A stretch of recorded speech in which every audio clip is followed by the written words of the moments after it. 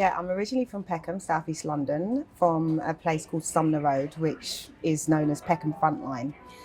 And growing up in Peckham, I lived a dual existence. And the reason why I say dual existence in that I remember like growing up quite happy, playing out on the estates, and but then getting to a point of realizing that actually there's a lot of danger from situations, people, circumstances that I went through as a teenager, and hung around with some different characters, um, not necessarily nice. Got myself in quite a bit of bother. And the reason why I say I lived a dual existence as well is that even during that time frame, I remember being around people like Rio Ferdinand. I used to get on the same bus as him, and we used to all sit at the back of the bus for 5 years. So I'm watching this guy from Peckham. We're all sitting at the back of the bus, laughing all the time, completely disciplined, completely focused, completely, you know, heading to where he was going. And, you know, we're just all as a group on a bus going to school together, having laughs. Again, then there were other people from Peckham that I recognised that were just completely, again, straight down the path, completely focused. But yeah, I chose to decide to hang around with some of the people that were getting up to quite a bit of mischief. At the time, I thought it was fun. Until, as I said, danger struck and situations took place. So can you give us a few examples of the stuff you used to get into? By no means if you don't want to answer those questions, but it'll be good to get an insight of who you was in that space and your mindset in that space, just to compare the transition. Yeah, so back then I'd been small 5'1" woman, well, teenager. I got bullied by certain people in certain areas, and I became the fight back person. You know, don't trouble me, and taught some lessons to my bullies and started getting quite known. If somebody would have a situation, like one of my best friends, they would make sure, come on, get Siontai, because Siontai will stand in the front. Because now because I don't want to be scared of leaving my house. I was scared, but I don't want to be scared. So I'm going to put on the front and I'm going to come out and I'm going to react. I ended up having a Crown Court case by the time I was 18, which was quite hard, going through that for a year and a half, going through the whole process of being arrested, being put in detention centre. Thankfully, because I was innocent, that was to do with being around the wrong crowd. I got my not guilty. It was a very, very hard time for me, and it shook me up. It made me see what was happening, and why I shouldn't be around certain groups of people. So could I ask what, I take you don't want to go in depth about what happened. What did you actually do and got not guilty for? Is that something you can talk about at this stage? It was an ex-boyfriend whom he had got himself into a situation where he was carrying out some stuff without telling me. Again, I won't go into the details of that. I just find, you know, even though I don't really care about the judgment of others with regards to they're going to hear this, they're going to know I've lived that. However, with regards to what it involved, I feel happier to just leave that alone. All I know, I literally was innocent in that situation, and the blame and the palm was shifted on me. That's when I learned about everybody to their self. Everybody to their self. I learned about what I call the crab bucket mentality, meaning that, you know, before that particular situation, I managed to get myself a job as security, working for people like Anna Kournikova, Serena Williams, Venus Williams. So when that situation arose just not too long after, it was like, oh, who does she think she is? And then all of a sudden, she must be guilty, she must be... I had a lot of people laughing after me while I was in my trauma, because it was very traumatic for me. And yeah, there was a lot of what I call unkindness and being the scapegoat of everybody wanting Siontai's downfall and laughing at Siontai's downfall.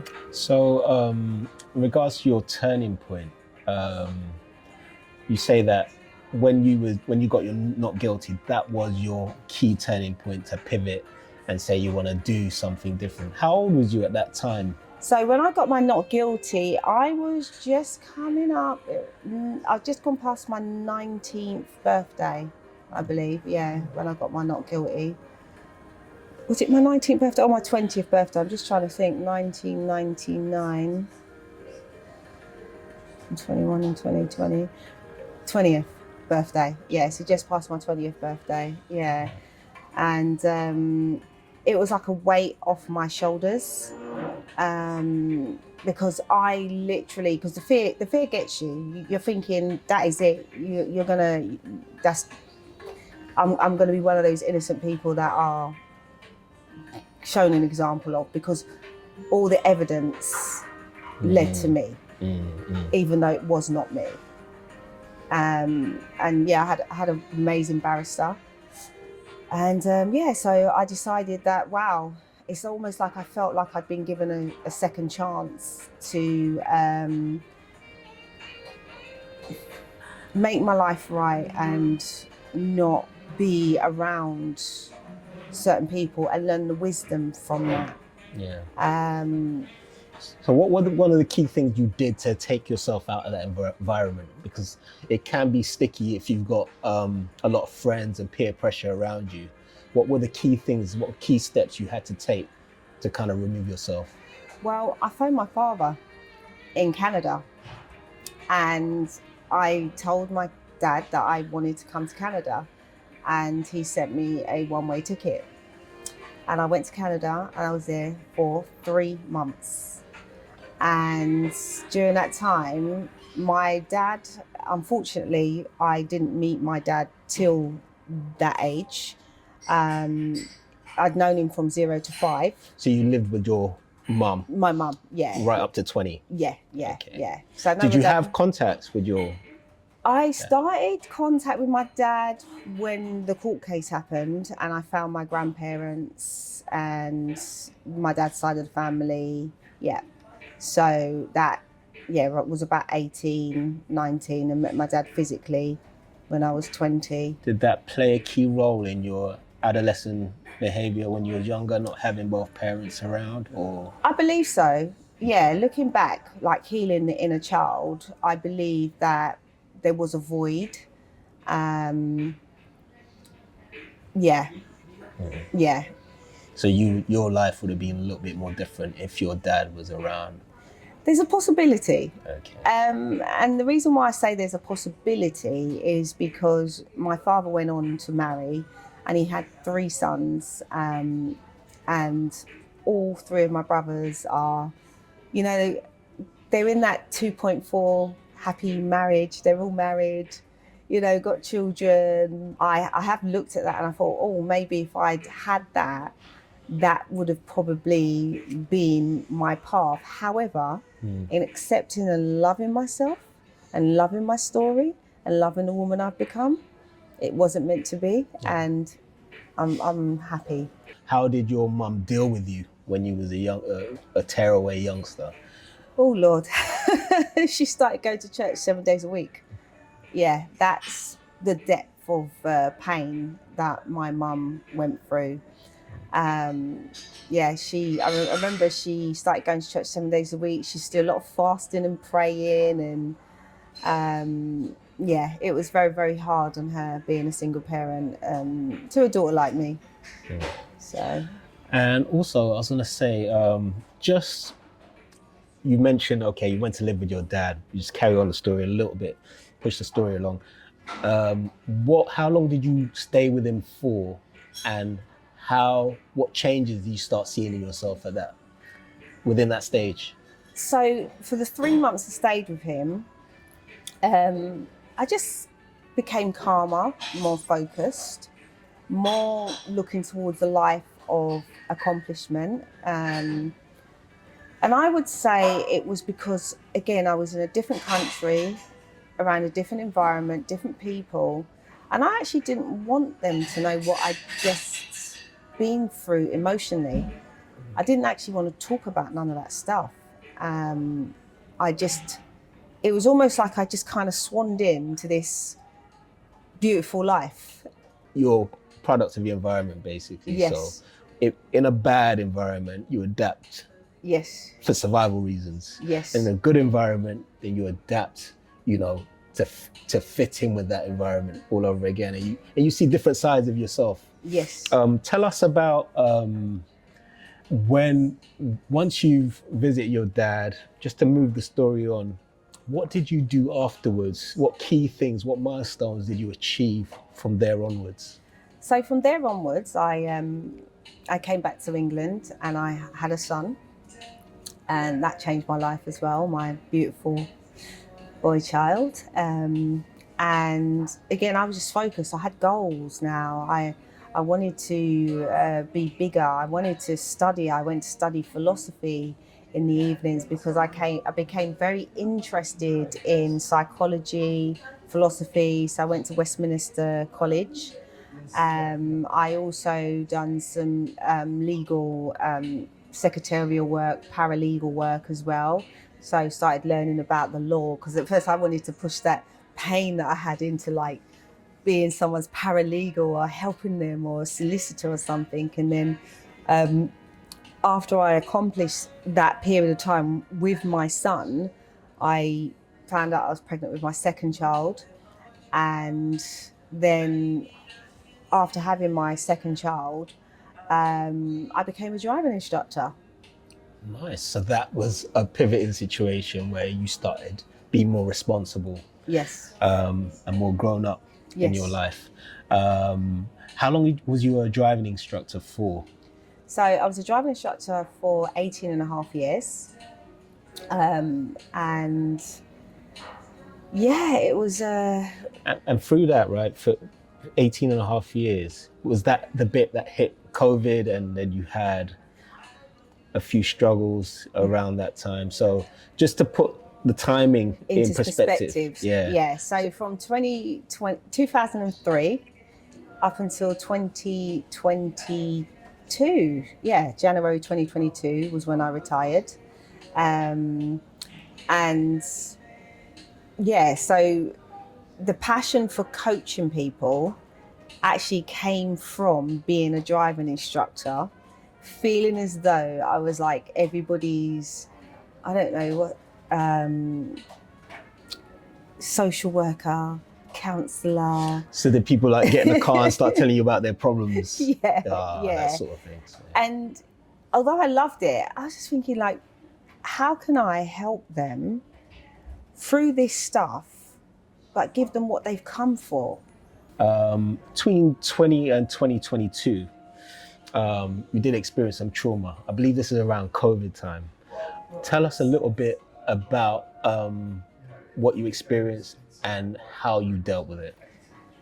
So I remember 2020 very, very well. I had an operation at the beginning of the year. And within 2 weeks of me having that operation, I went to support a friend of mine whose brother was murdered in 2019. And so that in itself was traumatic. And it brought back many memories based upon the fact is that I have been to many funerals. So coming back to 2020, and then now we've got changes happening in the world in March 2020 with this COVID that we've all been watching, believing it's going to stay across the water. And what happened March 2020 was obviously the first sets of deaths, Aunt Ina's dying, my cousin in America dying, Aunt Jess dying. And it's like, okay, so, you know, I didn't know at the time that I wasn't processing my emotions that well, because I was just like, it was just like, you know, you're just like, this has happened, that's happening, the COVID's happening, this is happening. Oh, okay. Then it comes in, because I was a rent-to-rent investor. Now my tenants can't pay, so I'm having to sort that out. And I think it was just a focus, problem, solution. I had a house fire in 2020, which was quite traumatic again. I went into shock. I went into fight for the fire as well. How did that come about? How did the fire start? So I was actually cooking, and it was the oil. And I'd forgotten about it for 2 seconds. I was doing something and I came back and the whole wall was engulfed in the fire. And because at that point in my home, I only had an arch on my kitchen. I have a grandson as well, and my children were upstairs by this time in 2020. And as the fire's going up the wall and it's come towards the ceiling, I've literally just frozen there, holding onto the arch, shouting at the fire, telling the fire that it can't have my children, it cannot have my grandchildren, and shouting at them to get out the house because the fire alarms, for some reason, hadn't activated, but there was all the smoke and literally the fire was coming towards me. Anyway, long and the short, they got out the house. I got out the house. Fire brigade came, went inside, and they wanted to bring me to hospital for smoke inhalation, and I was like, no, I'm fine. What's happening next? Right, get the kids in the car, get them to my mum's house. What's happening next? Get home, start sorting out within 48 hours. How did that affect the kids as well? Do you know what? My children, they have this massive trust in me. They just dealt with it like, mum's gonna sort it out because I'm that mum. Mum always sorts it out. Mum always gets through it, sort of thing. So they wasn't fazed. There was no crying because they actually thought it was a joke at first when they heard me shouting and screaming, you know. And they wasn't fazed. They just went to my mum's house and dealt with it, blah blah. By the time they'd come back, it was just like stunned. Yeah. Another day. Put it behind them. Yeah. Is this obviously? Sometimes kids don't always talk about stuff. They follow your lead. And if you're okay, they're okay. They probably feed off your energy. Yes. But and they looked at the silver lining. Yeah. They went, we're alive. Mum's alive. The house didn't get bun down. Yeah, you didn't notice any changes in their behavior afterwards. No. It was just regular. Yeah. Oh, that's good. That's good. That's a lot of trust in you, and that says a lot about you. So suffering that experience right there, in terms of, you know, people passing away, COVID, being indoors, I take it being indoors, it affects your work. It did as a driving instructor because of the fact that we had to shut down. Oh yeah, the distance, social distancing in a car. Yeah. The only business that I could do at that time was the rent-to-rent stuff, and also I just invested £20,000 into a takeaway food shop. So again, I was getting, you know, I was doing project management, focusing on that. And again, the other traumatic situation that happened during that time was on the 7th of August, 2020, I went to Lewisham Hospital and watched my grandmother pass over. And again, I'm in trauma. I'm watching my grandma die. I'm by myself. And when palliative care finished, they just packed up their stuff and said, right, sorry for your loss, and just scooted out the room. And I'm just there thinking, this is interesting. I didn't even know what else to think. I was sad. I phoned my brothers. I FaceTimed the family, and I was just there with her. And I was chatting away because I was like, I just don't know what to do. Like, hope you're all right, Grandma. You're going to be fine. Blah blah blah. And telling her about the shop, and I'd picked up the keys for the shop and all this kind of stuff. And then I'd stayed with her for about an hour while I knew my aunts and uncles were coming back. And then I started walking off the ward, and one of these two nurses came running after me, a Filipino nurse and a black Jamaican nurse. And I'm not too good with the accent, but the black nurse, she said to me, "You all right?" And I said, yeah, I'm okay. She went, "No, man, this is not normal." I said, "Why? What's the?" She said, "No, me used to people are drop down." And I said, "Well, I don't have time for that." She was like, what do you mean you don't? I said, "Because I've got to stay focused, because I need to get in my car and I need to drive home and I need to sort out my children. If I start breaking down now, I won't be able to do that." So it was almost like I found this way of compartmentalizing for a moment. And I got in my car, did exactly that, woke up the next day, and that was just that weekend we could start teaching again. And I got in the car, taught my pupil.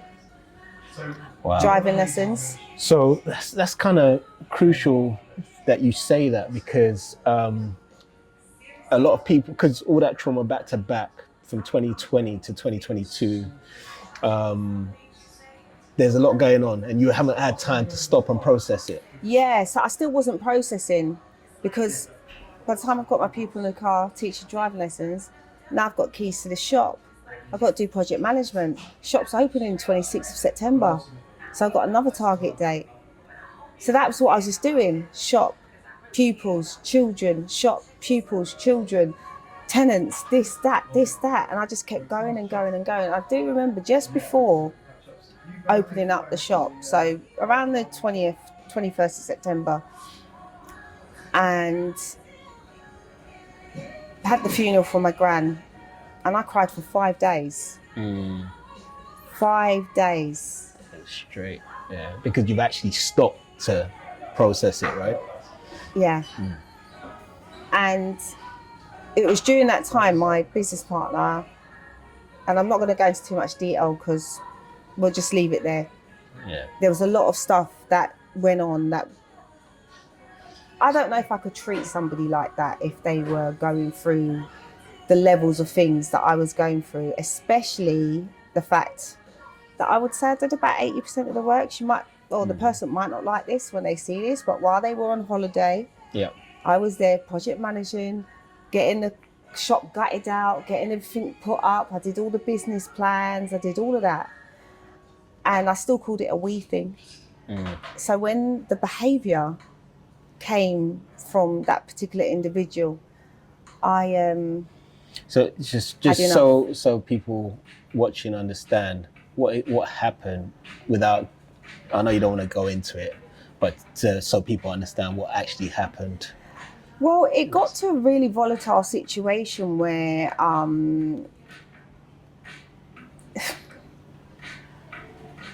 the way I saw it was almost like, well, the facts. Let me go by the facts. The facts were, there were things that needed to be done that hadn't been done. And when I asked when these things were being done, I was being challenged on them. And these were like simple things like, I'd done my food hygiene. Have you done your food hygiene? Because you know that you cannot pick up a vegan spoon and put it in a cheese dish, and then having real volatile, argumentative behaviour. Or I remember coming in and placing something down there and then coming back and her saying it's not there, like this little shimmy game sort of going on, being blamed for things that I didn't do. And till I had to defend myself in a way of, if I put something down, I'd take a picture of it. So she didn't know. So if she's watching this now, she didn't know I was actually doing that. And when things were disappearing, from the places that I put them, and I'm asking her, do you know why? And then she'll be like, no. I like the chef. She'll be like, no. I said, do you know what? I don't know why you're doing this, but I definitely know what evidence I've now collected, and it is happening. And there ends up being an argument about some stuff to do with the shop opening, being the fact the first day we opened, or the night before we opened, she came swanning in the shop and she said, oh, I've got to go because I need to spend some time with my son. And I said, well, your son's like 21. We've got things to do. We've got a grand opening tomorrow. No, she went off. So I called in a lot of favours because I'm very blessed. And I had this one come down and do this one come down and do this one come, and we got it all done, you know, me and my friends. And the day we opened, we made quite a lot of money on the first day we opened, and everyone that came were from my phone book. And I remember her saying, oh, yeah, my people's not coming down here today. And I said, well, do you know what? That's whatever. You know, all I know, we're in this together. It's a we thing. We are making money and we are feeding people. But again, I'm noticing this resilience from her, this resilience from the chef, because the chef was one of her friends. And all this disrespect on top of the stuff that was happening. And I won't go much into that, but that's a part of her character from her, because I knew her for 15 years. So there's things that I know about her and what she can be capable of. But yeah, I'll just leave it there. And so what essentially happened? You said you're going to walk away from the restaurant. So during that time was when I started to feel really, you know, like I've been through too much to deal with this. You know, I've come in there for the good of us, for the good of feeding people, for the good of making money, for the good of business, and I'm being treated like this. And yeah, she tried to fight me, which obviously got blocked. I ended up leaving the shop because I said, that is not me. There's no way I'm going to bow to that kind of level. And the cascade of cussing and whatever she was carrying on with. And realistically, I would say this on camera, I should never have even been in business with a person like that. So that's a lesson for me. I take that one. And I left, and I was completely depressed, shocked, thinking about everything I'd just been through. And I booked myself into the hotel, Royal Victoria Docks. And I went there. I phoned my mum and I said, Mum, can you just look after the children for me? Bearing in mind I've got big children now and a grandson. And I said, don't worry, I'm not going to do anything to myself. My mum was really worried because I was that down. I was really, really down. And I stayed in that hotel for the whole weekend to take care of myself, to really think about what am I going to do. I need to make a decision because, you know, for a couple of phone calls, I'm being told fight for the business, you've done all of this, you've put all that money in. But while I was there in my own space, I said no, because it was that weekend I actually went through something where I was walking in the Emirates Centre and there was a glass kind of balcony, and I was that low that I walked up to that balcony and this fleeting thought just passed me, jump now. And I went, no, no way. No way. You had to pinch yourself quickly. No way. Yeah. What for? Because I've been through all the, well, I've already come through it, innit? That was the first thing. I've already come through it, innit? And I went back to that hotel and I thought, wow, that was different. I've never had no matter what I've been through, I've never had a thought like that before. So would you say that was like your lowest stage in your life? Or one, I would at say least it was of them? one of the lowest, because this is still in 2020. And again, I'm not going to detail, but you know, we had the 2021 where my cousin committed suicide. We had my mum who had a stroke. My daughter ended up in hospital. Again, I was studying, trying to get business back on point, taking care of my mum, taking care of my child, phoning my auntie, making sure she's all right because of my cousin. You know, that's when I studied rapid transformational therapy with Marissa Peers and gained my clinical hypnotherapy qualification, things like that. And then by 2022, I actually, because of the decision I made in 2020 to walk away from that shop and then say, my mind is worth more than that, than what's happening. Like, she can have it. Take the shop. Right? That was that decision in 2020 that I came back with from that hotel. So then now going through all of these other things up until 2022, March 2022, I got hit with a breast cancer scare. Shit, yeah. One thing after the other, huh? Literally. I went into complete shock again. And what happened with this shock was... Do you know what triggered that? Is it the stress you was going through? Because sometimes stress can trigger things like that. I don't know. All I know is I found the lump. The lump was there. They put me on the 2-week cancer watch. They saw it and everything. I believe, and this is my belief, just my belief, I was holding a lot of things up in my chest. But that's just my belief. I know there's a science to an organism and how an organism grows. I understand all of that stuff.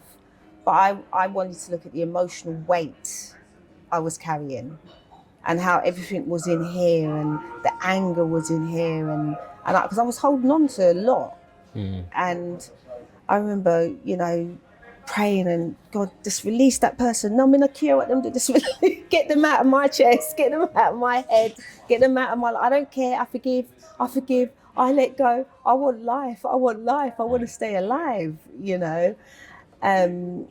One of the things was that you go through is, what about my children? Oh my gosh, you know, how are they going to be without me? And I remember having a conversation with them. They're a bit of a jokers, my girls.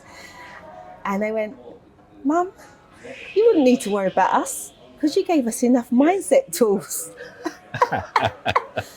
So if that's your problem, you know, like, get over it kind of thing. And I started laughing. Yeah. I honestly Kids started laughing. they can bring that out in you. Yeah, you know? yeah. I started laughing.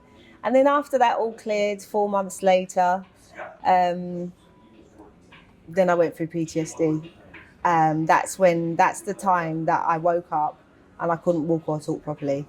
My body had gone through extreme adrenal exhaustion. Yeah, that was interesting. So what did that whole situation teach you about yourself and self-worth in terms of, okay, you know when to walk away from stuff, you know not to take certain things on, that there's a bigger picture out there. Yeah, tell us a little bit about how you learned about self-worth in that moment. Boundaries. Because out of the whole thing, everything I've said, it was the inability to walk or talk properly. That's when I knew what I'd actually done to myself.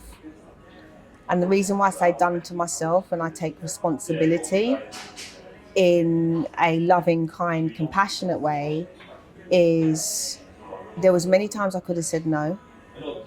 There was many times I could have even leveraged more, or, you know, just how I viewed things or what I was taking on, or even some of the conversations I was listening to or having. Because when you can't walk or talk properly, you can't have those conversations anymore. When you can't come out of your house, you can't see anyone. And I remember many days in my bed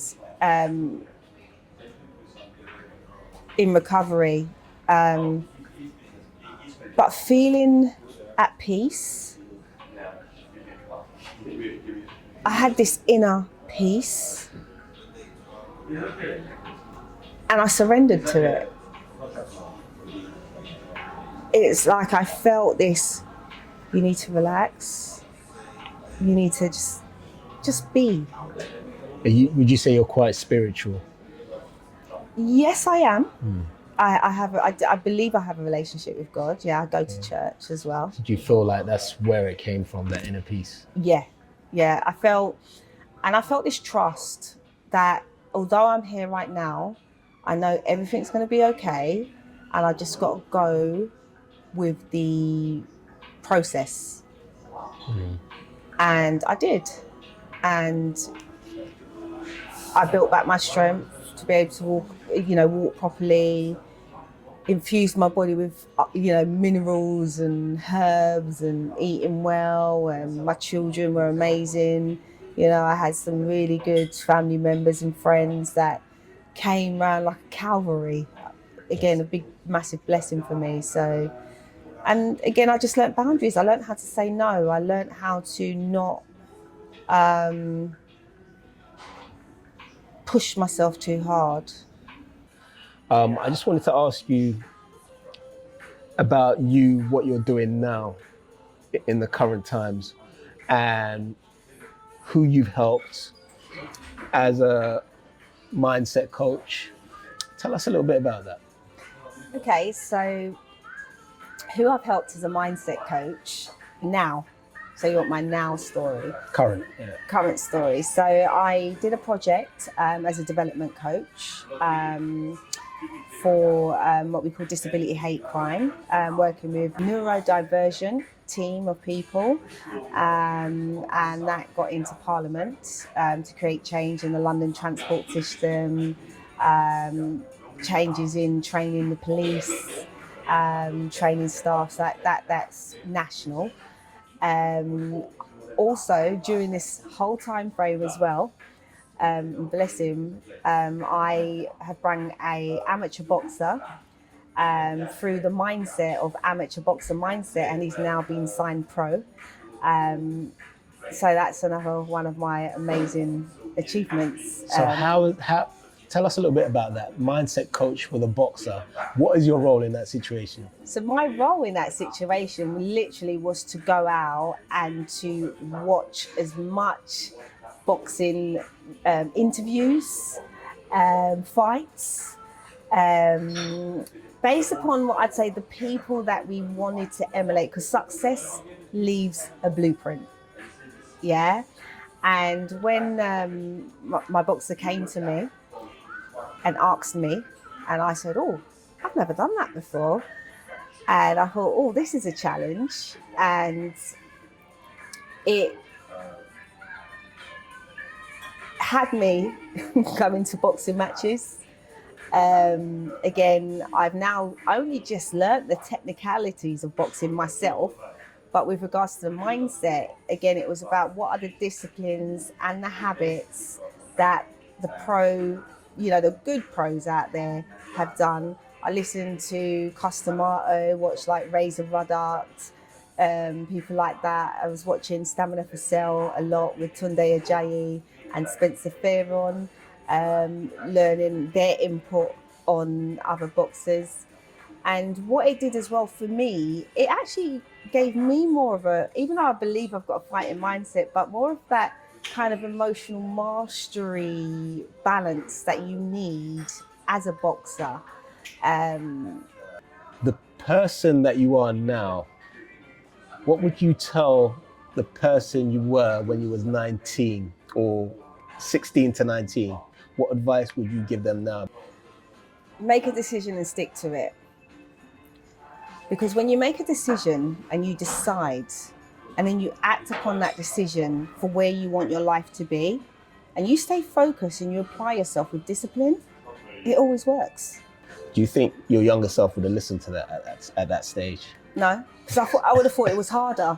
I would have thought it was like, you know. What would you want to hear at that age, though, that will make you think, oh, apart from being presented with a prison sentence? I don't know, because at that age, I thought everything was so hard. Like, and realistically, as it says, success leaves blueprints, right? Decisions, discipline, action, focus, boundaries, and it's very simple. So I just don't know.